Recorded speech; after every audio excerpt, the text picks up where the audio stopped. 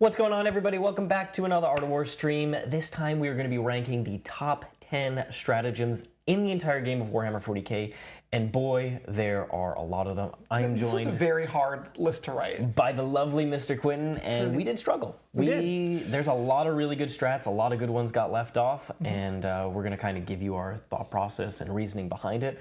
But the game... A lot of armies have really good stratagems. Not 6 really good stratagems, but they have a couple. So we're going to break all those down and in order and explain our choices in this video. But if you were just joining us, please give us a like, subscribe to the channel, and tell your friends about us, as well as leave a comment below letting us know what you think of the list, as well as anything that we missed, things you would have bumped up, things you would have bumped down. We love reading your comments, so please do leave that comment and all that stuff, because it really helps that YouTube algorithm and grow our channel. In addition, if you want more content from us, please do check out The Worm, theworm.vhx.tv. There's a 3-day free trial. There's tons of content week in, week out, including masterclass series, three different battle reports each week, played at a high level, along with tons of other content. Each month, we usually release a video based on every faction, so if you're somebody who's coming in here, you know, Space Wolf player, like, okay, I really want to know what the current Space Wolf meta is. What are they doing? Why is it strong? Well, guess what? We're going to have a video on that. I believe Jack just took Space Wolves to an RTT. He just took Space Wolves to an RTT, and he also had a really good game with his new Space Wolves archetype in the Worm. So if you're playing a variety of factions, we've got content for you, and please do check it out. All right, Mr. Quinton. Yes. Let's dive into this video, and we're going to first talk about our thought process here. Yeah. Because like we mentioned, there's a lot of really, really strong strats out there, and a lot of them overlap. So for instance, you know, one category could be like a fire and fade. Yep. Like being able to shoot something and then make a normal move. Yes. That's a really strong strat. Should we put, you know, Tau's Strike and Fade, Eldar's Fire and Fade, all the different variant, Drukhari has a variant of it. Should we put all of those in the list if that's, you know... No, I think what we should do is just have them all, like, glumped together. We'll probably pick the best one of that category, but then say these are other strats that do the same thing, the same kind of strat. They all kind of belong in this ranking. Exactly. Yeah. So when we show you the strat, it's going to be kind of our favorite one, maybe the strongest of that particular archetype or the most well-known. Or one that doesn't have a restriction or goes in the best units or something like that. Exactly. And in that case, it's going to represent a bunch of other strats that do a similar thing. So if your particular faction version isn't mentioned, well, don't worry. If it has the same type of wording, then effectively it should be there as well. Yeah. And one thing that we especially tried to work on this is not like strats within their codex, but like more like just what does the strat do and how powerful is it in a vacuum? Like if any army could have access to this stratagem, what kind of stratagems would you take? Exactly. So like if you could kind of handpick 6 stratagems from across the game. Could you imagine that? If you could like draft an army in 40k, be like, I want these units and this buff and these stratagems. That'd be a really fun like It would be a wild format. Yeah. But like if you were coming in and like, okay, I really want access to this particular type of rule because it would elevate my army in X, Y, and Z ways, that's really what we were looking at. Instead of like in Space Wolves, this particular strat is super strong. Yeah. We were looking at this strat as written, if it was applied to as many armies as possible, how strong would it be? Yeah. That's the direction. What strat would you like sell your kidney for? We would sell them for several. But like, I would run out of kidneys, frankly. But I'm a machine, so it'll be okay. It'll be okay. Quinton, you would not be okay. No, it would not be. You're a poor Eldar Oregon. Oh, no. They need a lot of help. So that is how we're going to be kind of judging them. And like I said, we'll be talking about our thought process throughout. We've got several honorable mentions. And we had a hard time deciding. We had our list of like stratagems that could be on there was like 30. Easily 30, yeah. And that was seriously just really good strats only. It wasn't like, this is a tech thing and blah, blah, blah. No, this was really good.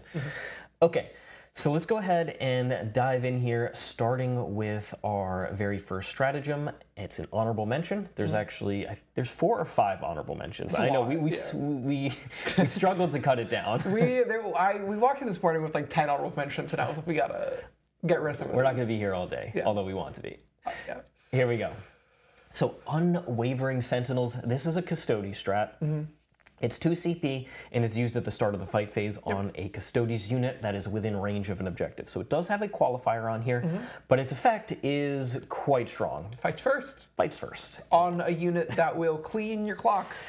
Yeah, a unit that's probably putting out over 25, hitting on twos, possibly sustained or lethal. Or all three. Yeah, or multiple of them. Straight 7 AP2, 2 damage attacks. Yeah. That's going to hurt. And the reason that this is so powerful and why it's an honorable mention is some armies don't care about this. Like when I'm playing Tau, I don't care that Custodians don't fight first. There's several armies in the game that just don't really care about fight first as a mechanic, which is why it's not ranked higher. However, it is ranked here because there are a large swath of armies that rely on melee. Either using charges to get onto objectives or using charges to actually do some amount of damage. And Custodians can effectively say, no. Or even if you're just like World Eaters or Orcs, and you're like, my plan is to get in there and punch you in the face. The Custodians are like, if you do that, you lose a unit. You're going to be dead first. Yeah. So what this effectively does is you can play around this. You can charge in multiple places. They can only use it in one spot, and they'll activate that unit. Fine. But the thing is if you only are going, if your game plan is in the early game not to threat overload your opponent, you want to play carefully, you want to trade things very slowly. You can't really do that because if you just go for one play, your opponent does the fight first there, Custodians kills you, and that's it. So you have to, you're under that pressure to, okay, I have to fight in multiple places. Yeah. We saw this with when you played Drukhari against the Sanguinor. Yep. You're just like, well, I'm just going to have to charge. He's going to show up one place, and that's it. At one point, I just lose a combat, right?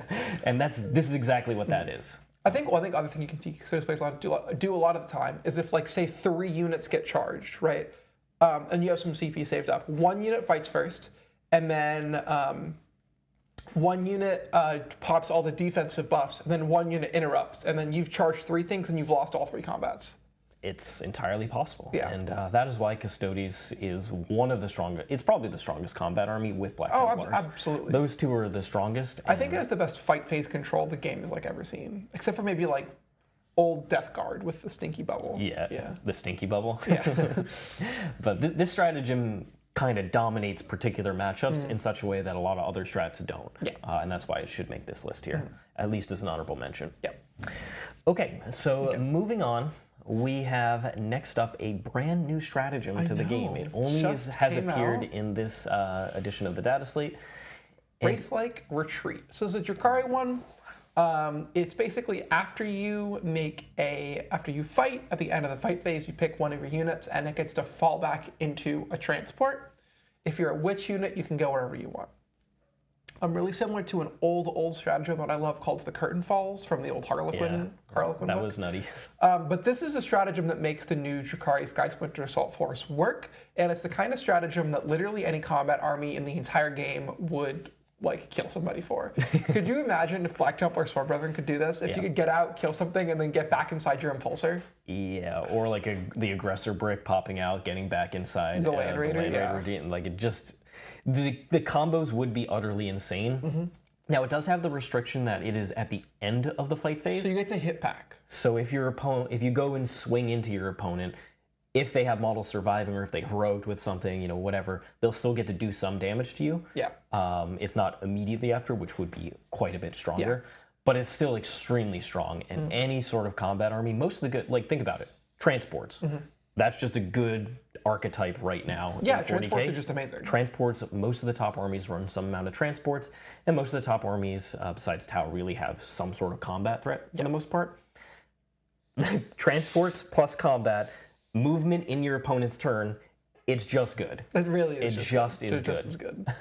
And I think this stratagem is fantastic. It allows a lot of player skill, and it really helps a certain army like Drukhari in this instance not get overly ambitious in a turn. You can go and kill that one thing and keep this unit alive for multiple activations instead of having to do everything in that fight combat and then losing your unit in return.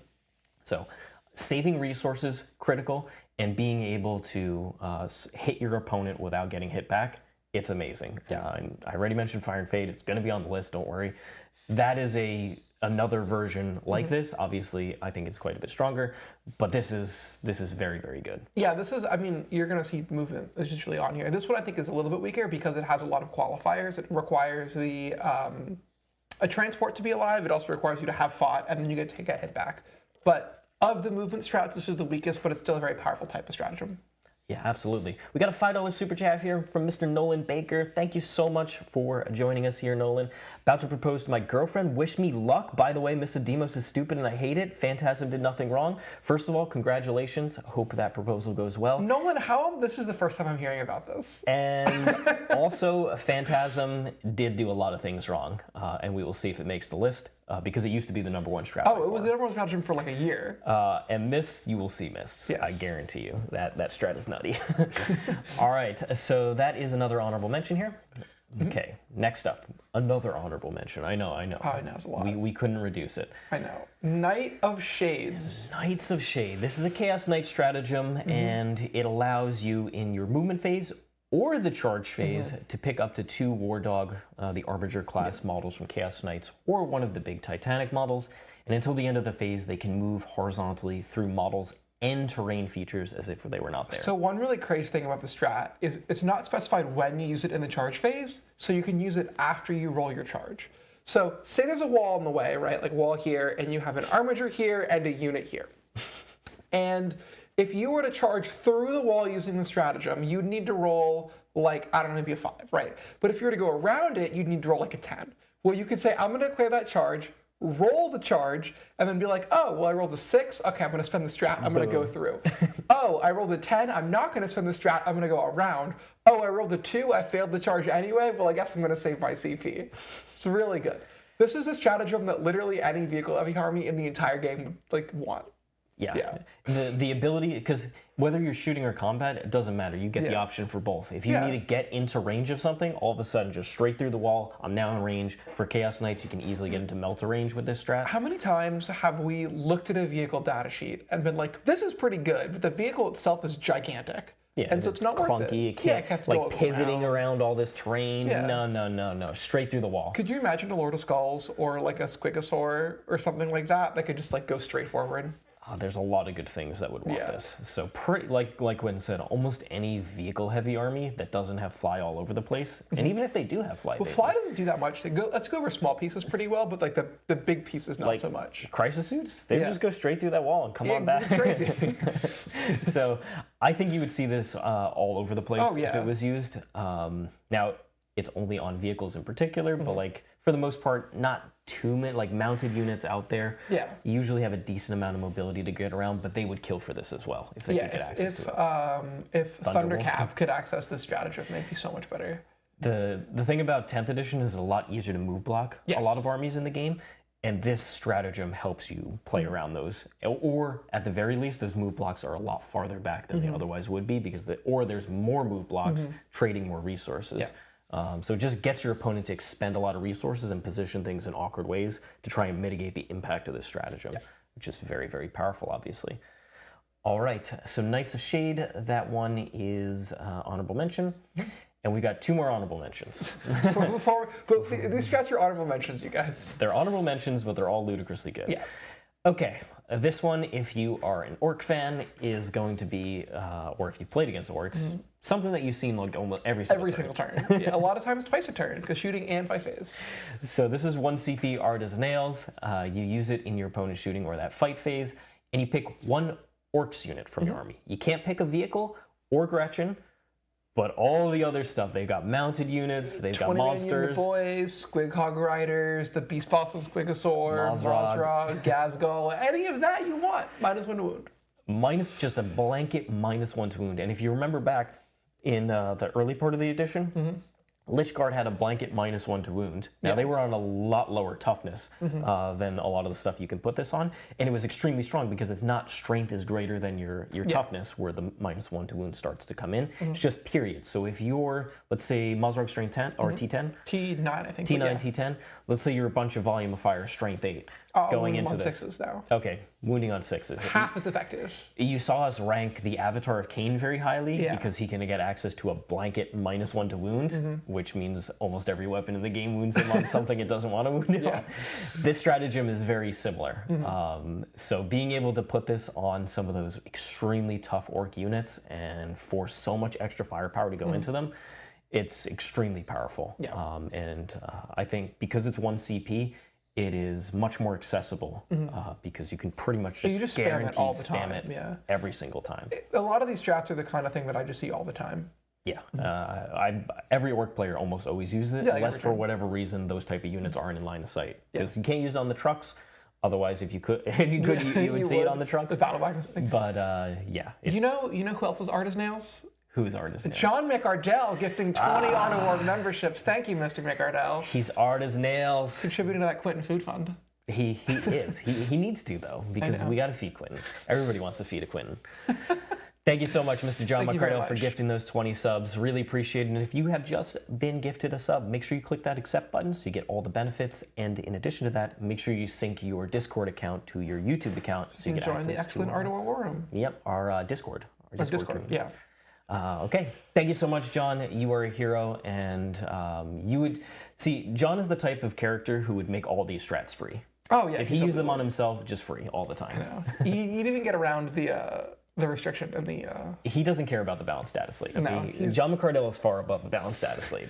Only mere mortals can be affected by a data slate. All right. Ready? Yes. Final honorable mention. Is going to be, this is a more broad category. There's a whole bunch of these. The Realm of Chaos is a stratagem in which at the end of your opponent's turn, you can put stuff into reserves. A lot of factions have access to this. GSC, Vanguard Marines, yeah. And some have it via detachment rule, obviously, but stratagems like the Hunter cohort for Scutari has it. And being able to constantly threaten reserves means your opponent is basically constantly screening throughout the game because they don't want you getting back there. If you take tactical secondaries, for instance, there's a lot of points available in your opponent's backfield if you can get back there.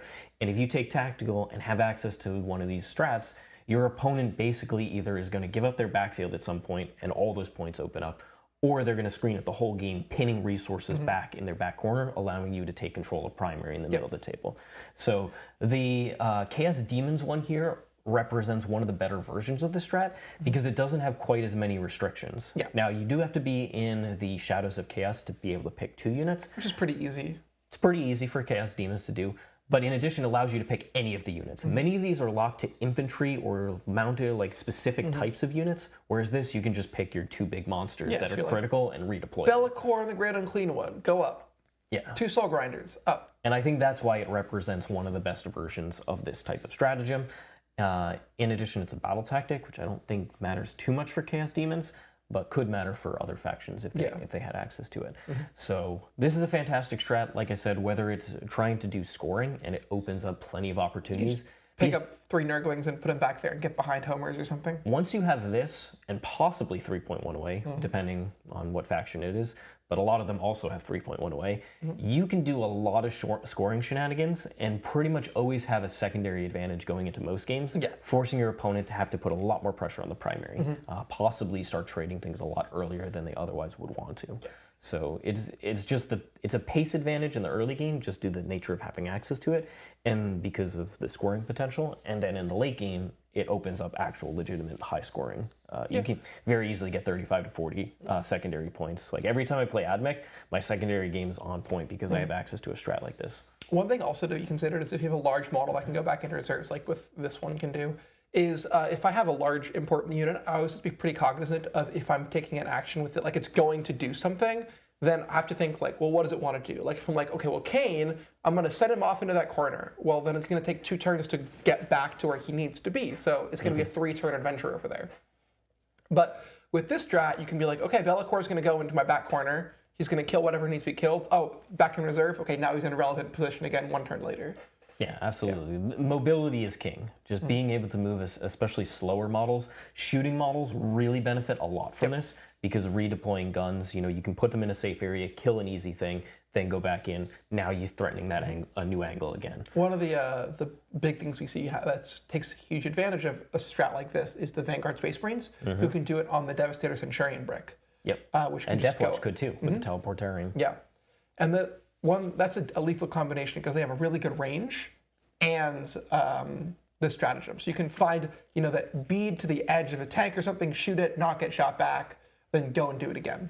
Yeah, absolutely. This is one of those tools where a lot of armies that want to focus, lean heavier on mission play would almost always try and grab this type of stratagem if they could. All right. Okay, so those are the honorable mentions. Now we're going to move into the actual top 10, starting with number 10, which is once again going to be related to free units. Free units. Every time free units has existed in Warhammer, it has been very strong. Did you play during the 7th edition Battle Company days? I did not, but I played during 8th edition when there was free spawning units all over the place with the, what was it? It was like pink horror. Oh, yeah. Pink horrors and also the little demon guys. From Death Guard, what are they called? Oh, the Poxwalkers? Poxwalkers, yeah, Poxwalkers. The Infinity Poxwalkers. That was just nutty, and that was probably one of the most abusive examples. But splitting always had problems because of stuff like this. But this is, in 10th edition, it's actually pretty common. Several factions have access to a way to just bring back a full unit for command points rather than for points. Now, thankfully, those units tend not to be something crazy. A lot of times they're relatively cheap infantry, but the two big examples that stand out right now are Endless Swarm getting gargoyles back, which is just like madness to me. And then this reinforcement strat, which can be used specifically on things like Sentinels and Kasrkin. Kasrkin are this like amazing unit where you get like 2 plasma guns and 2 melta guns and a melta mine and a las pistol and a power sword and a plasma pistol and a sniper rifle and like 2 las guns. And so it does like a bunch of things pretty okay. They can order themselves and they scout and then you get them back. So you pay for 30 Kasrkin points and then you play with 80. Because you throw it out, it dies, then you're like, cool, new unit. And then you're like, oh, you left one alive? Well, I'm gonna fail my desperate escape test, then die, and the same movement phase will come back, rapid ingress, like it's crazy. Yeah, there's a lot of shenanigans you can do. Just having more resources throughout the game, only spending CP on it and not points, is a big deal. And basically Guard is based around this and one other stratagem, which you will see later. There's 2 stratagems that they basically spam the entire time. And that's all they use. It's this and the other strat. Yeah, the other one's free. Being able to, and the thing is, like, being able to get those screening units like the Scout Sentinels and those Kasrkin back means that you always have layered defense. You're always able to protect your key units, forcing your opponent to really overextend and try and do damage to them. And that's part of the strength of Guard right now. Yeah. Well, I mean, like a lot of armies are playing, it's like, okay, turn 1, turn 2, I'm going to kill all the scoring stuff, and then I'm going to push in. And if the scoring stuff comes back to life, that plan never works. You never get there. You never get there. You never reach that point, ever. Thank you so much to Custode for $5 super chat. Really appreciate your support. Death Taxes and John McCardell blowing up his work on the Warhammer gifted memberships. He is the king of gifted subs. I hope he never stops. We appreciate him so much. Thank you so much for the super chat and for the shout out for John. All right, so that is reinforcements. Like I said, it's also representing the Endless Swarm, which is an amazing stratagem for Tyranids as well. But there are a couple other examples out there. These just happen to be used on some of the better units in the game. Okie doke. Moving on to numero 9. We have counter-temporal shift, and this is another one of those standing in for a broad variety of ones. It's basically anytime you pick a unit and it gets lone operative. Lone Operative is one of the strongest abilities you can have in the game. It's crazy. There's a lot of very good weaponry in the game, and forcing your opponent to get within 12 is often exactly what they don't want to do with their key damage dealer, or any amount of damage dealers. Yeah. A lot of these units are often tougher than you would otherwise expect. Because you typically see it on like specific set of characters. But then once you get a stratagem that can target a lot more than characters, it starts to get nutty. And like a Forge Fiend, for no particular reason. The Chaos Space Marines used to have the best version of this, Dark what was it? Obscuration? Yeah. It was the best version. The Land Raider, You could basically do anything, and getting within 12 of a Chaos Space Marine army that hit you like a freight train was not ideal. So that one did get nerfed to 18 inches, so it is worse now. 18 inches versus 12 is actually quite significant. It is significant. Yeah. It's still solid in certain instances, especially for that Forge Fiend in the corner. You're still not really early turns. 18. But then the Necron stratagem, counter-temporal shift, is probably the current strongest example of it. I think so. And so it is used on any Canoptic units. In particular, it's going to be used on a Wraith unit, but it could be used on Scarabs, the Doomstalkers are really good. Doomstalkers. It can be used on spiders. There's the Reanimator just standing on an objective. You can use this on a lot of different targets to make it so that your opponent's game plan is I have to get close to this Necron army, close to all these Catan and other nonsense. So this type of stratagem, having access to it, forces your opponent to act in ways that their game plan might not really encourage. Yeah. And that is extremely powerful. This being on wraiths especially that require a lot of effort to like kill even when you get there means that you can't just like pepper them from afar. And probably the strength of the Necron specific stratagem comes in from the fact that there is a combo you can do with a different stratagem that lets you move after enemies get close. So you can use that move to then, okay, they moved a bunch of stuff within 12 inches. They then are like, I need to touch this objective though. So they get closer, and then you move the outside of 12 or like behind a ruin or something. Yeah. And when you can combo Lone Up with movement, it puts it beyond the threshold of this is extremely annoying this is back-breaking. I'm breaking Quinton's back on my Necron stratagem combos. It's powerful. So I think this represents, a couple of the other ones out there, like Admech has one in the Skitarii Hunter cohort that's infantry locked, so it's not quite as strong as this one. Obviously, using it on it's still super strong, but like at the end of the day, like if one unit of Rangers survives, it's like, you got 5 points. That's kind of annoying. If a unit of Wraith survives, it's like, all my Aspect Warriors are dead now. The more expansive the strategy, the like targeting of a stratagem like this is, the stronger it is. So that's why, once it's 12-inch range, you're like, awesome. Yeah. Once it's on all the different key units that I want to use it on, awesome. Ridiculously strong. You'll notice we talk a lot about archetypes of stratagems, but then like the best ones that we list are just the ones with the least restrictions. Yeah, exactly. GSC do indeed have a very good one, and it's typically used on aberrants, although it can be threatened to used on a wide variety of things. But I think the Necron one is the meta-dominant version of this strat right now, really because Canoptic Horde is just going to force you to play around this all game. Red Rum with a €2 super chat. It's Quinton, long time no Q, #food fun. Thank you. Long time no Q. I have been hard at work dreaming up some other stuff for the channel. Dreaming and working. And working, yeah. Dreaming up some spa music. Quinton loves the spa music. I mean, I swear to God, that's how he operates. He's just walking throughout the day with his spa music on, ranking 40k things. So that is number 9. Moving on to number 8. And the reason I would say Lone Op is number 9 and not higher, because it is a very strong strat, is the fact that a lot of strong armies at the top have quite a bit of fast melee units. Or just fast-moving shooting. It's also relatively situational. Like, it's a good ability, but it's not, like, the end of the world by itself. Because, like, it means to get the most effectiveness out of it, you're only exposing one unit that you can then load up. And a lot of times you can be like, okay, well, that unit's load upping, so I'm just going to shoot that one. Yeah, you have other targets available, potentially, and you already know that the strat exists, so you're going to move in such a way. The power is that it forces you to move in those ways. Okie doke. Moving on to number 8. Devastating sorcery. And this sorcery is devastating, let me tell you. It really is. You want to talk about a strat that like makes an army? One of the strats that makes the army. They use this stratagem like 3 times. Just like... It is a battle tactic, and there are ways to do a lot of shenanigans with battle tactics in Thousand Suns. And it's used in your shooting phase, not the charge phase, although they don't have as many super combat units as their shooting units. But you pick a 1,000 Sun Psyker unit from your army, and guess what? Till the end, there's psychic attacks, which you might say that's restrictive. Well, don't worry, their best weapons are psychic. And if they're not, you can just spend a CP and make them psychic. You reroll hit and wound reroll. Rolls. Like, full rerolls to hit and full rerolls to wound is a very rare combo now. It used to be much more common in 9th edition. Now it's exceedingly rare, although still possible in certain situations.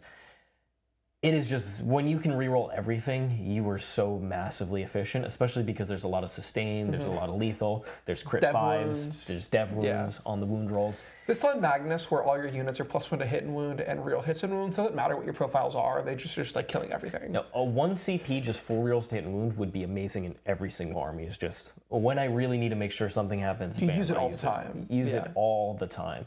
The fact is, like, this could probably be a 2 CP strat where you pick... for 1 CP, you can pick one of them, and 2 CP, you get both effects, but they're like, no, you get everything that you want. 1 CP, utterly amazing. This is probably the best single target damage increase in the game. It probably is. Yeah. Like, full roasted wound is the best you can get. Like, Yeah, that's pretty crazy. What else do you want? I don't know. Like +1 to hit, +1 to wound is also very strong. Yeah. But when you have volume, which is most of what the biggest damage Well, dealers also are, a lot of T-Suns are like flamers with dev wounds, and this is just like, okay. I want it. Yeah. So I think the strat is fantastic. If you're a Thousand Suns player, you almost certainly are spamming it all the time. Yeah. And it's worth it every single time. It's just you need to make sure you kill things. This is how you do it. So for a very damage-heavy army, this is exactly the type of strat that you want. Yeah. Okay, so that is number 8. Moving on to number 7. This one is going to, once again, represent several different stratagems that exist in the game. So this is Tunnel Crawlers. It's 1 CP. It's used in your movement phase, and this is the GSC-specific version of it, where Grey Knights have one, Demons have one, a bunch of armies have one. Necrons can do shenanigans. So you pick a GSC unit that's coming in from Deep Strike, and it can appear more than 3 inches from enemy units instead of 9. So 3.1 away is what it's colloquially called. And you can't charge after it, thank God. But that's the only real restriction on it. Yeah. Otherwise, this stratagem forces your entire, if your opponent has access to this, your entire game plan changes because this exists. And screening it is ludicrously hard. Yeah, so a lot of times with 9 inches away, my plan is I'm going to screen it out. With 3 inches away, my plan is I am accepting that whatever 3-inch unit they have is just going to get to hit me. And instead, I try and create like a little pocket and protect 1, maybe 2 units, right? Yeah. Because it's not worth it. The resource expenditure you have to spend to screen someone 3 inches away is just not worth it to just accepting that they're going to hit you. Yeah. If you watch the Imperial Knights versus Genius Tutor Cult game from last week, John just had to make the tough decision of, okay, well, I'm going to protect my Canis and I'm going to protect my Crusader. Yep. Everybody else can get hit by demo bombs from this strat whenever they want. Yeah. And I just have to accept that. And that's very much what a lot of armies have to do. Yep. Now, it's not ranked higher because even though this completely changes your game plan and forces you to be like, all right, well, they're going to score whatever points they want and they're going to kill anything that I am not seriously overcommitting to protect. Yeah. They're just going to kill it. Because at the end of the day, there is a 12-inch no-go zone on really a handful of units. Yeah. So you have like the Phobos Librarian in an Infiltrator squad. Yep, or the Techno-Archaeologist from AdMech. You Dark have Strider. a Mystic with an Inquisitor inside the Henchman unit. There's a bunch of versions of you can't appear within 12, and that shuts this down thanks to the rules commentary. So it's not ranked higher because of that, but not every army, not even close to every army has access to that. Like when I'm playing Votan, I'm like, well, they're going to be coming all over the place and I can't do anything about it. Can't do anything about it, Quinton. Yeah, my Eldritch gets They're going to show up it and blow me up and I'm going to have to kill them. You could also do crazy like move blocks and objective plays and things like that. You can get really annoying places. And the great thing is like contesting objectives is super easy with this, or they have to fully block the objective, which means they're in line of sight for a bunch of guns. In addition to that, you can also, with those move blocks that you put on, there are, for Necrons, for example, you can have a Chronomancer in the unit. So you come down 3.1 away, you can't get closer than that, but then you shoot something, and then you move up to 5 inches with the Chronomancer buff, and you can fully wrap and surround things. We put the GSC one here because Demo Bombs, as you saw in our top 10 data sheets, is still one of the strongest units in the game. Oh, absolutely. If Necrons had that unit, then they would definitely get the nod there, but they don't have something that just does, for so cheap, that much damage. Yeah, it doesn't feel like you're dead now. You're just dead. You just take 32 saves. The AP5 ignores cover. Yeah, it's just a nutty amount of damage. So Demo Bombs is really what made us pick the GSC version of it here. But once again, it's representing a lot of other strats that do this exact same thing. And Inceptors get this roll for free, which is one of the reasons that they're one of the strongest data sheets in the game. So very, very strong movement manipulation. So good. And you're seeing we're prioritizing We're going to start to hit a lot of the movement strats. Yep. All right, so that's Tunnel Crawlers, representing the 3.1 away category. All right, number 6. True Silver Armor, also known as Armor of Contempt, Void Armor in Votan? The Votan, or like Profane Runes or something, I forget what it's called, in CSM. This is the best version because it is not a battle tactic. Therefore, it cannot be vected. Yeah, Armor of Contempt in the regular Space Marine corpus is a battle tactic, so you can increase its CP cost, making it quite a bit less useful because spamming it then becomes quite difficult. But in both Votann and Grey Knights, their version of Armor of Contempt is a warrior strat. So you cannot increase the CP cost on it, which means it's going to be used very often. Yeah. Not always, but very often. And it's extremely strong on 2-up save units in particular. It's strong on a lot of Especially things. 2-up save units in cover. I mean, you have to have AP 3 before they stop having a 2-up save. Yep, or you have to be at least AP2 ignores cover, Yeah. which is not that easy to access for a lot of armies. So just having a super durable 2-up save unit sitting in cover, then getting access to -1 AP, it can be backbreaking for a lot of armies. A lot of armies don't have the volume of damage to be able to get through these units quick enough, where they kind of just control the tempo of the game from there. So these strats are game defining, and not everybody has access to them, obviously, but a lot of armies are, if they don't have access to them, are thinking about them.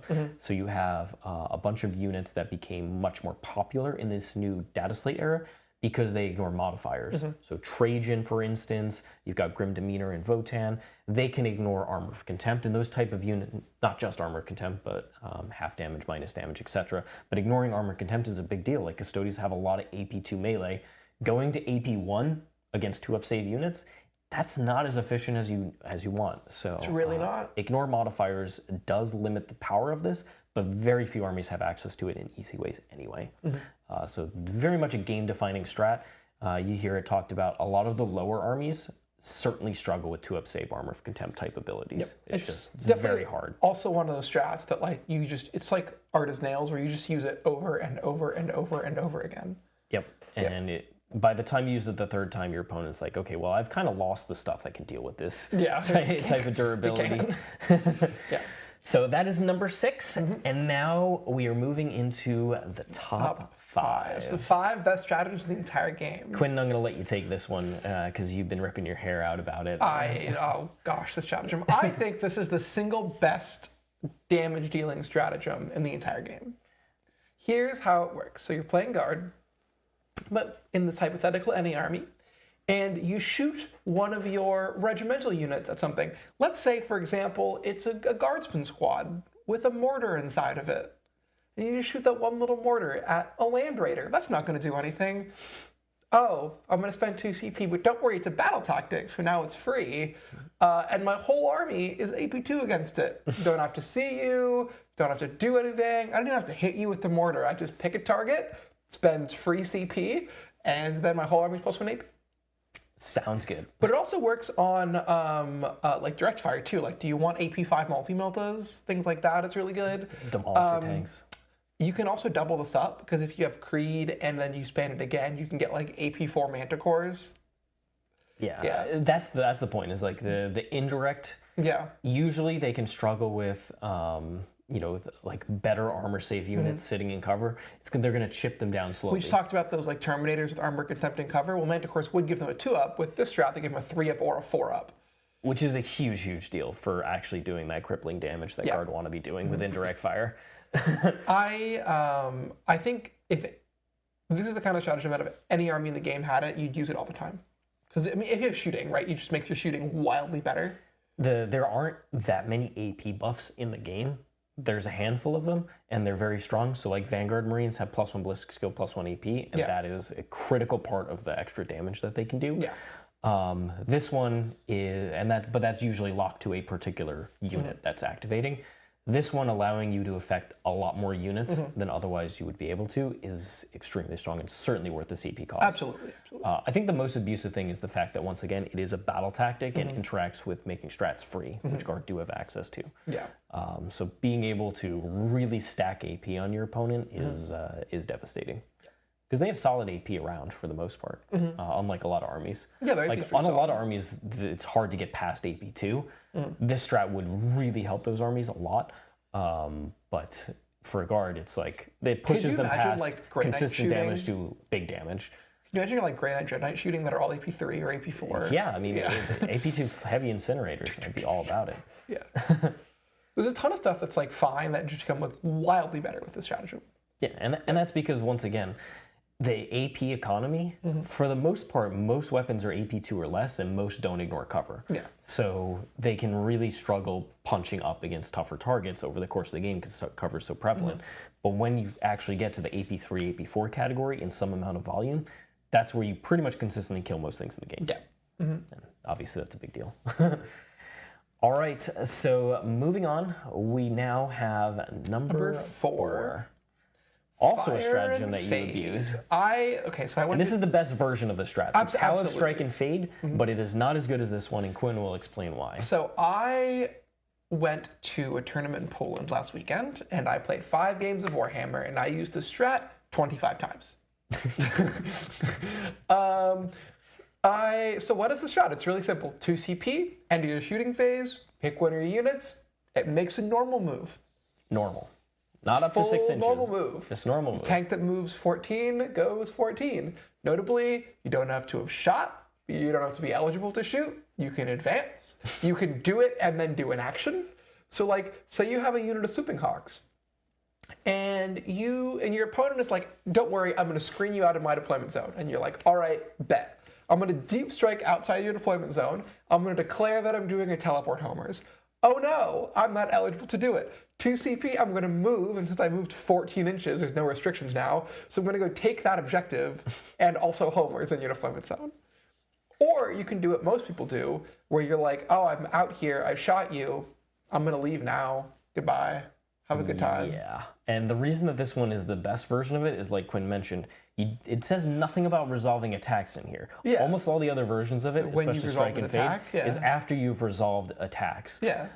You can use it in your shooting phase. This is like, well, if you are just a cool-looking Eldar model, just use it. Just use it. Just spend your CP, do whatever you want to do. It doesn't matter. One model that I actually use this on a hilarious amount is the Avatar of Cain. Because what I'll do is, he's supposed to advance in charge, and I can auto 6 in advance. So he'll move 17, and then he'll move 10 again. And then all of a sudden, he's like in like a weird corner my opponent didn't expect. And they're just like, how do I deal with a Fortuned Avatar right now? And I'm like, that's the neat part. You don't. Yeah, you don't do anything about it. Yeah. I seriously think that whoever wrote the Eldar book, it was it had to be the last book, right? Yeah. Had to be the last book. He read all the other strats in the game. And it's like, how can I make these Actually better? did some research, really read all the other strats, and then copy pasted. He was just like, all right, we'll copy. He had a big old Word document, and then he just started deleting all the restrictions and then threw those into the Eldar book.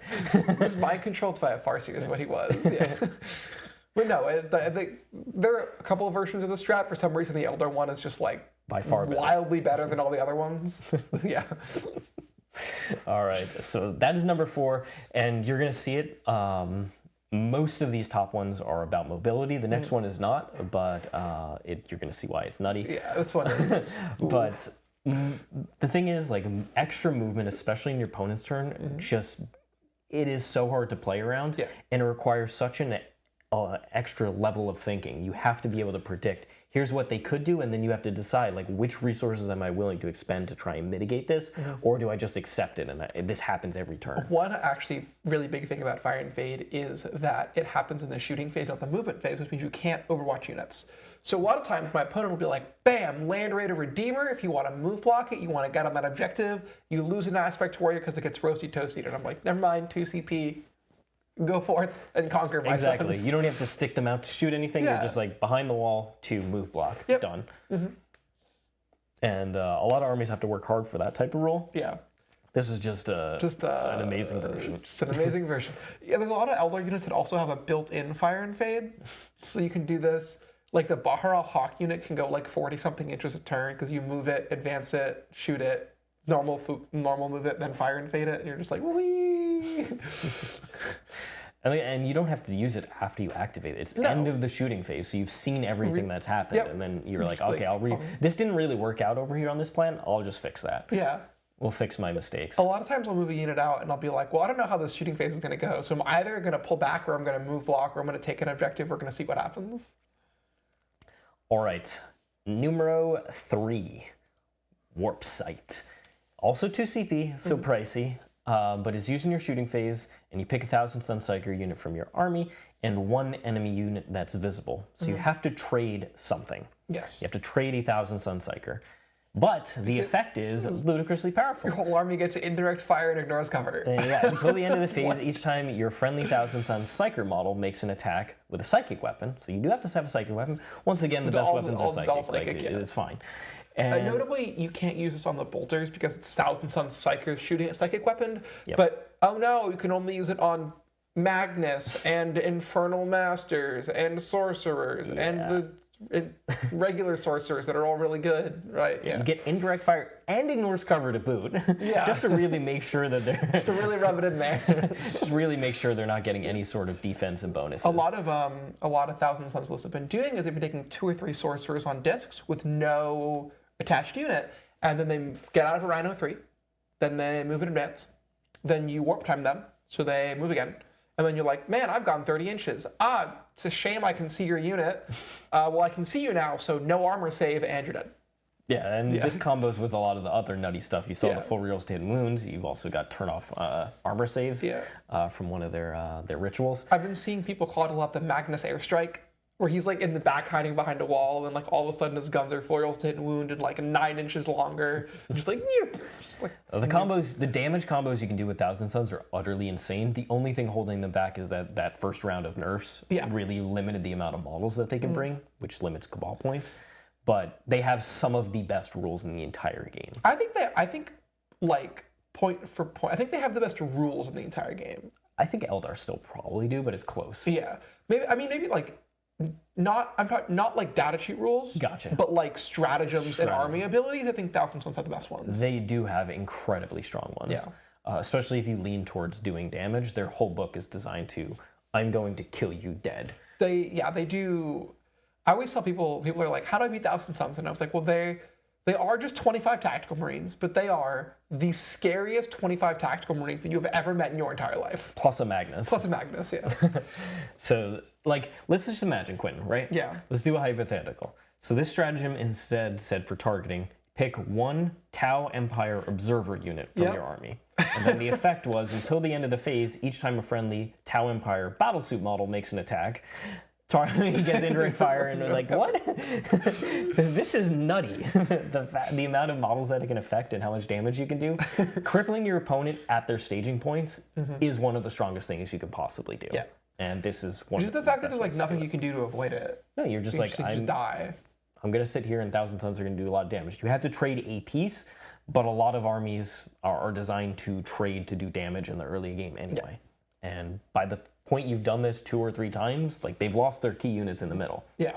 Now you can kind of get out and threat overload them. And it fits exactly the Thousand Suns playstyle, where they don't want to lose resources for no reason. They want to lose resources while killing your important stuff. Yeah.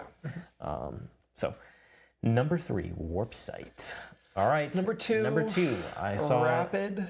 We're just rapid ingress. I saw a lot of people say that there would be like quite a few generic strats, and in my opinion, most of the generic strats are highly situational. Yeah. They're not the type of thing that you're going to use turn in, turn out, or at least multiple times. Yeah, like CPU will maybe use it for like an important charge or really critical save or something like that. Yep, or you'll have grenades, like really need to do it this turn and this turn, but you're not doing it every single turn unless you have really terrible stratagems. Yeah. But that's the weakness of your book, not because grenades is fundamentally broken or anything. Like most of these strats, if you had access to them, you would almost always use these before any of the generic strats. Yeah. You would just prioritize using any of this stuff. Rapid ingress, though? Rapid ingress is the exception. It's so good. Tell us why. Tell us why. Basically, there are 2 things that rapid ingress does like very well. So the first thing, or 3 things, sorry. The first thing is kind of a side effect, is that it requires your opponent to screen in really weird ways in their turn, right? Yeah. Because they have to be like, oh, well, you could rapid ingress here, so I have to screen that out. The second thing is it's amazing on units that do a lot of damage, because you can get down, then move, then apply your damage if it's shooting or a charge or whatever. So the amount of angles your opponent has to be cognizant of is dramatically increased. Because you're like, a lot of times you're like, okay, well, I'll let you have a YOLO 9 into 5 Crude Hounds, and who cares if you make the charge, it's fine. But if with your rapid ingress, then you can just walk past those Crude Hounds and then charge the Crisis Battlesuits or whatever behind it. So if you're a really scary unit like the Avatar or like a Brick of Custodian Wardens and Trajan, it's crazy because you basically just like appear somewhere and then get to activate full on. The last thing that's really good for is primary scoring. A lot of times, if you're both like hunkering down behind your walls, if you have nothing out in the open, your opponent doesn't want to move their guns forward to not shoot at something and then get shot first. So they just won't have guns pointed at an objective. So you can just be like, all right, rapid ingress. That's 5 extra primary points for me now. Yeah. People do it a lot with things like Inceptors that can show up 3 inches away. It's really good. This strat is game defining. Absolutely. Is, like Quinton said, pretty much every turn, besides turn 1, you were like, okay, well, you could show up here. You can then, when you show up there, I either have to have guns already preemptively pointed at that spot, which then potentially is going to expose me to other types of damage, or I accept you're going to be there, I have to trade some cheap resource to be in a spot that has no relationship to point scoring. Yeah. And not a lot of armies have just free things to throw away every single turn.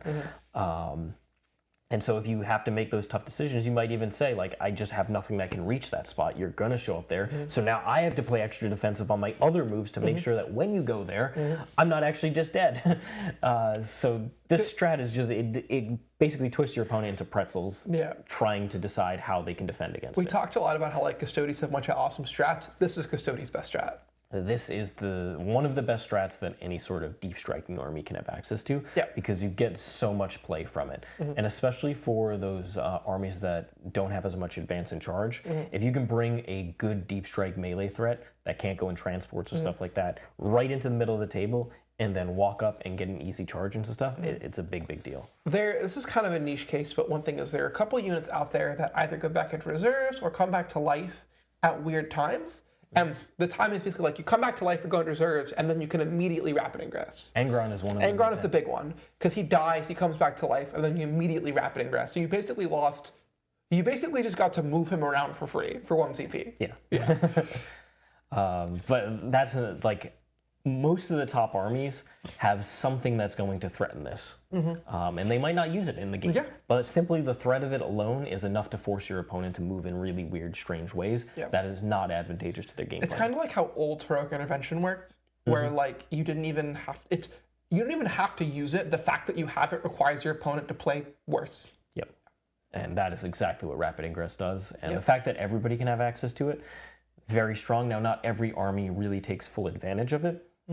But most armies, like, even think about it, like a Chaos Knight threat overload type of list. Usually like 1 or 2 knights sits in reserve, and then at minimum they can be rapid ingress onto the table and then get really nice angles that otherwise they wouldn't. It's just a really good strat. It's the ability to apply damage, even if you're coming out of strat reserves, right? Just like walking on the table and shooting someone is really good. I know you use that with Death Guard all and the time. The whatever they're called, the Chaos Knight models. The Brigands. All right, so that's number 2. Number 1. So there's a lot of movement-based shenanigans in your opponent's turn. This is the best version of them. This strat Mists is of Deimos. absolutely insane. This is now the best strat in the game. I think with the Phantasm nerf, this is now the best strat. I don't think it's close. This strat is just crazy. This strat defines Grey Knights. Grey Knights are an army that has like solid to poor data sheets almost across. They don't have anything like that compares to like a top 10 like basic data sheet. They have some stuff that's like, okay. They have something that's solid, that's enhanced by other rules. In particular, this is one of the rules that enhances them. So 1 CP, used in your opponent's movement phase just after an enemy unit ends a normal, advance, or a fallback move. So any of the key moves. We pick a Grey Knight Psyker unit from your army. Guess what? That's their best units. We'll take all of our units. Within 9 of the enemy unit. So 9 inches, that's a lot. From midfield ruin to edge of midfield objective, you have that whole area covered. You can make a normal move up to 6 inches. You get the choice. Or you can go, if you have Deep Strike, into reserves. And with the rules commentary, if you go into strategic reserves and have Deep Strike, you can just use Deep Strike instead. So you can't pick a unit that's in engagement range is the only qualifier, which is a reasonable downside. A lot of these strats do have that, including the stuff that goes back into reserve. So why is this so strong, Quinton? Let's just say you wanted to go ahead and send a cheap resource onto a middle objective. Okay, maybe you're the type of army that, you know, you don't want to overcommit your guns early because Grey Knights are, you know, tricky. They're not really, you don't really want to put your guns out into the open and get hit by Dread Knights in return for no reason. So you're like, okay, we'll play the slow, careful, cagey trading game. Okay, basic troops going to go out and touch this objective. And then you're like, unfortunately, that spot, the edge of the objective closest to me, is within 9 of these Grey Knight Terminators behind the ruin. Because that sneaky Grey Knight player probably pre-measured that. They probably did. And now they can act if you want to touch that objective. Maybe you drew secure no man's land, or you have extend battle lines. You really want to put something out there. Okay, if you do it, then the Terminators can either go into reserves and then use rapid ingress to immediately come back somewhere else and redeploy themselves, or they can make a normal move onto the objective and be like, here's like 20 OC plus. If that's your last unit, you've like positioned everything and you're like, oh, I'm going to walk forward. You can't shoot me with anything. Yeah. Now, the tricks get even better with Grey Knights because they have Sigil. So let's imagine that the character in here had if you shoot the unit, it then gets to teleport. Yeah. So they can put themselves out there with miss, force all your shooting to go out in the open. You then shoot the unit, teleport somewhere else. Yeah. And the shenanigans are basically endless. This stratagem completely defines Grey Knights. Without this stratagem, Grey Knights would be significantly worse, like infinitely worse. The option to sometimes just move is great. So one time I was watching an RTT game between two friends of mine, and one was playing Grey Knights and one was playing Black Templars. And the Black Templar player, it was his turn, and he took like 20 minutes to like plan out this whole like meticulous turn, and he was like, okay, I got it. And he moved his Sword Brethren forward to go charge unit of Grey Knight Terminators. And he was thinking, he was like, cool, they'll go into reserves and that'll hold this objective, and they're screened out so they can't go anywhere else. And the Grey Knight player was like, okay, and just walked since back out of charge range. And then on the following turn, just walked forward and charged and killed the Sword Brethren. Yeah, at the RT2 with my AdMech, I actually played against Grey Knights in the final round. And I'm like, all right, so my Dragoon, I drew Capture Enemy Outpost. I had Dragoons just within 16. So on a 6 on my advance, I could go ahead and touch his home objective, get that, give him a 0. And I was like, all right, let's roll it. Boom, 6. Dragoons touch the objective. Unfortunately, Terminators were just within 9 of that edge of the objective. Yeah. And were like, miss onto the objective. Oh, you didn't hold they get their primary, I don't get Capture Any Outpost. I at least got to tie them up. But the thing about Grey Knights with this strat is you just have to force them to use it somewhere. It's going to be used. Force them to use it in the least advantageous spot. Yeah. And then you go from there. My whole game plan with Grey Knights a lot of times is like take units that I know will survive like 2 or 3 Terminators hitting me and just charge them into the Terminators because they're stuck for a whole turn. And then they can't miss, which is nice. Yeah, absolutely. So I think this is the best strat in the game. It's not the strat that does insane amounts of damage, but through the mobility you get from it, your entire movement phase is dictated by what your Grey Knight player could do with this. Yeah. And so it becomes less about your turn itself and all the things that Grey Knight player can do on your turn, which is the power of an amazing stratagem. Yeah. Just like Phantasm was. Yeah. So this strat is also to some extent standing in for things like the reactive charge move from Vanguard and Phantasm, rest in peace. Yeah. Phantasm's still good. It's just not cracked. It's fine. Broken. The fact that it's random now means it's harder to plan around. It's like half the time it just doesn't do anything. Yeah. But it's still good. When it works, it's still game breaking. But yeah, I think this is of the best strats in the game. The best kind of strats are the reactive movement strats, and Mist of Deimos is the best reactive movement strat left. Yep, yeah. I agree with that. So that's our list of the top 10 here. Hopefully you enjoyed this list. We've got another super chat here from Grokvar, who says, thoughts on rapid ingress with Castellan robots? I like the first half of that sentence. Yep. Really love the rapid ingress part of it. The Castellan robots, on the other hand, are not great. I do not like. They're just way too expensive for what you get. And I do not like them whatsoever. It's too many points you're sinking. So a lot of times someone is like, hey, look at this awesome buff that I can apply to a mediocre unit, and it makes the mediocre unit like functional, right? And I'm like, well, you could just take that awesome buff and apply it to a good unit and then have an amazing unit, right? Yeah, unfortunately, Castellan robots just have fundamental problems in that first they're overcosted. They don't do enough consistent damage. They're slow. And then they're slow. They're easily move blocked. But they're not that tough. Yeah, like you really have to take you have to take the cybernetic datasmith, so that's an extra points investment, and you're spending 400 points on 4 robots. Then you probably want the engine seer for 5 Athena pain on one of them just to make them extra tanky. And at that point, you're spending a quarter of your list on this one unit. It's like fine. Is that worth it? I could take that, or I could take 9 Dragoons. That sounds way better. Like 9 Dragoons. Mobility is king, as you see from the strats and a lot of the stuff that we've kind of ranked. It's just movement is king, and fast, mobile things that force your opponent to make tough decisions is just better. Oh, yeah. It's just better, especially at a higher level. Now, Castellan robots certainly probably should be playable at like the RTT level. Oh, yeah. But I think outside of that, they are going to struggle. So I would probably avoid them. Instead, you can use like something like Tyraxi Sterilizers or Skystalkers with Rapid Ingress. Skystalkers for the mission shenanigans, and then Sterilizers for potential killing chaff unit damage. But yeah, I probably avoid the Castellan robots. But hopefully people enjoyed this breakdown of what we think are some of the best stratagems in the game. What did you think of our list? Please leave a comment below letting us know what you think. What would you have put as number 1? Do you agree with Mists of Deimos? And if not, let us know what you thought. Otherwise, give us a like, subscribe to the channel, and tell your friends about us. All of that massively helps the channel and helps us grow. We really appreciate everybody's continued support. And we will be doing a lot more interesting things. I know we've got a couple more cool tier lists lined up, and in the past, probably like about a year ago, and a couple times before that, we've done data sheet rankings, so like picking a faction and going through where each unit fits. We'll be doing some of those in the near future. We'll be getting back to that, so look forward to that. We got a couple more super chats here before we close out, though. Ultramar with a $2 super chat. How can you more efficiently use Eradicator's 18-inch range? Rapid Ingress. They're a great Rapid Ingress target. You can use Rapid Ingress. In Ultramarines, you can give them Deep Strike with Uriel Ventress. Or you can also use a Land Raider Redeemer to get them up. In a Gladius, the Land Raider Redeemer filled with 6 aggressors plus an Apothecary Biologist with Fire Discipline, great unit. Yep, absolutely fantastic, devastating unit. And either the Land Raider or, like I said, that Rapid Ingress are the best ways to get it into action. And then it keeps your opponent guessing as well. Then Redrum with a €2 super chat, thank you so much. Anyone from the team going to Alpine Cup in April? I believe Anthony Vanella is going with the Stat Check crew. Is this the event that Anthony has won multiple times? Yes, if they win the event one more time, they get to rename it. They get to rename it. Well, that is worth it alone. So good luck to Mr. Anthony. And if you were there, definitely say hello. Yep. All right. All right.